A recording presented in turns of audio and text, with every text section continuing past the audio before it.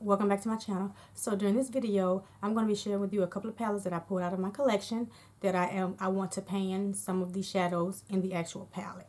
I won't be panning the entire eyeshadow palette. I just want to get some use out of some of these palettes, and I figure the easiest way to do it is to pull them out, sit them on my vanity, you know, where I can actually see them every day when I'm doing my makeup, whether it's a video I film or an easy go-to everyday eyeshadow look.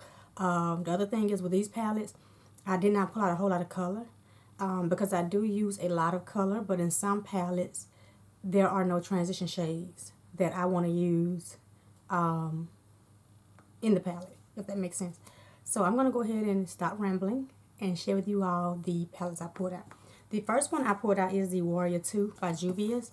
Now, I've never used this eyeshadow palette, but I pulled this palette out because of all of the colors in here are matte shadows, and they can be used as transition shadows, or you could use them as a one eyeshadow tutorial. So I know I'll probably get a good bit of use out of this palette when I don't have any transition shades in other palettes. And I may still pull it out, even if it is just to kind of still work on the palette.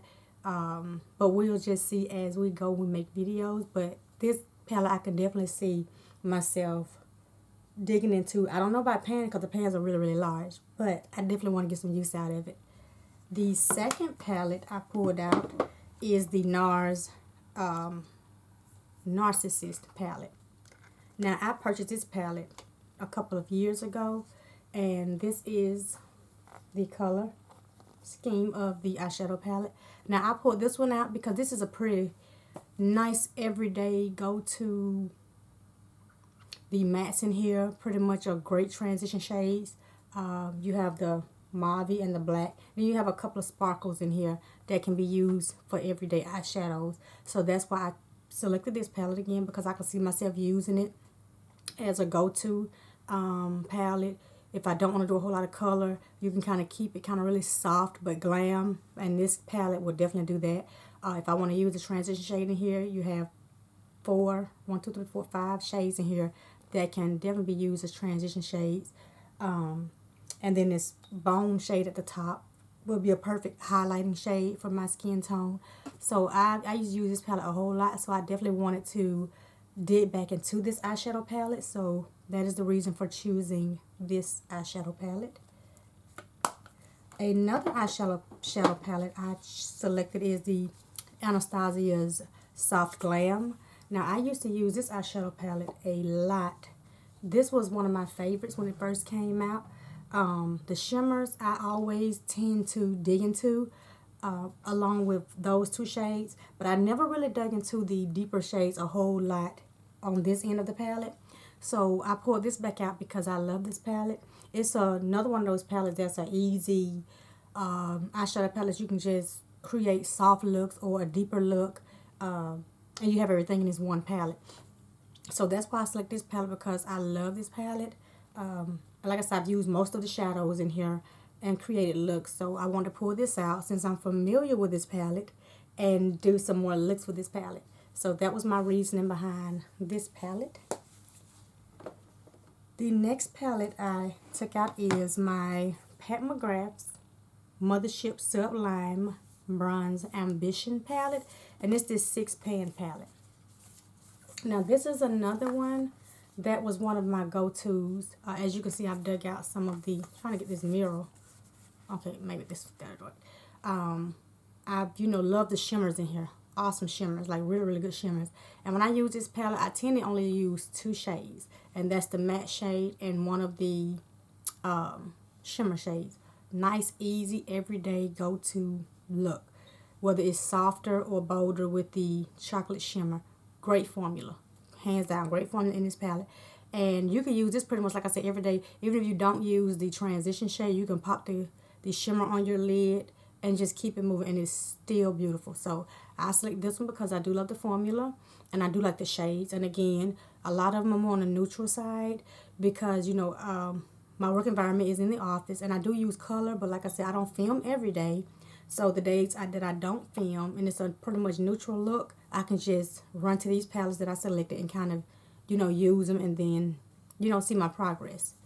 So that's why I selected the Pat McGrath eyeshadow palette. And I have 3 more that I selected. And my goal for these palettes are to leave them out. Well, let's try like 6 months and see, or 3 months. So we're just trying to kind of, I guess, look at the palettes, and then whichever one I use the most, we'll come back and do an update on it. We'll just do it that way. I think that'll be probably easier.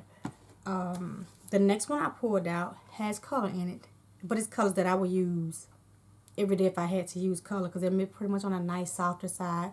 It has transition shades, and then it has these nice, beautiful, light shimmers that I love, because I love shimmers.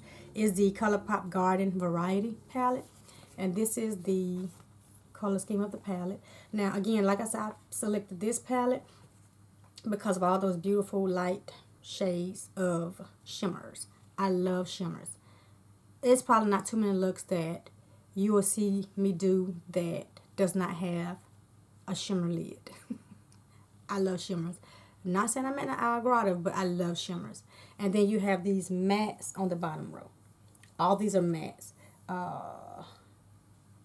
Besides that one, it has like glitters in the matte shadow. But these you can use as transition shades and outer corner shades, and then you have the top row, the 2 top. I like that light shadow there. But the rest of them are pretty everyday toppers and shimmers that you can do pretty much with any outfit or look if you're using that one, or this gold. So that was my reason for pulling this out. ColourPop has great formula. I actually was like struggling to find a ColourPop eyeshadow to pull out, because I didn't want one of the basic, like the coconuts or the taupes. I wanted one that had a variety of color that I could try to work on panning. And then I have never used this palette either, so it was just really pretty when I opened it, and I said, okay, I could use this as an everyday eyeshadow palette as well. So we have the Garden Variety. Now, my last 2 are just strictly matte palettes, and they are the Vizart, one of the 2. Y'all know me, I'll butcher a brand's name. I think it's Vizart though. This one is the, I think it's the dark matte one. Well, it's the deeper shade, so how about that? The deeper matte tones. I've never used this palette. That's why I pulled it out, because I hear so much about Vizart palettes in this style, because I have some of the small ones that I've used, and I love the formula in the little small ones. I have the little petite palettes. So I said, let's pull these out. And I pulled the dark one out, and then I pulled the first one out, which is the lighter one, which is this color scheme. So I'm just going to hold them together. So I pulled both of these out as a part of my Pan That palette, because with these 2 palettes, you have every shade you need to use, whether it's a transition shade or you want to do an all matte eyeshadow look. You have everything in these 2 palettes. So like I said, I've never used these palettes before, but I pulled them out so I can get some use out of them, and I'm looking forward to using them because the blendability in the small ones are really good. So I'm sure these perform just like the other ones. So these are really be some great eyeshadow palettes to use as transition shades. If you have any eyeshadows that don't have it, these 2 will really come into play for me with the matte shadows. So those are all the eyeshadow palettes that I pulled out to use this year, next couple of months or however, but I'll provide an update on my progress, maybe around, let's do March or something like that, and just kind of see where it goes, which one I dug into the most, and how well is it performing, is it doing what I expected, am I using it as often as I said I would. So we'll do that kind of catch up, I'll say like around March or so. That'll give it like a 3-month run. Did I need to take any out of the stash? Did I replace anything else with my Pan That palette?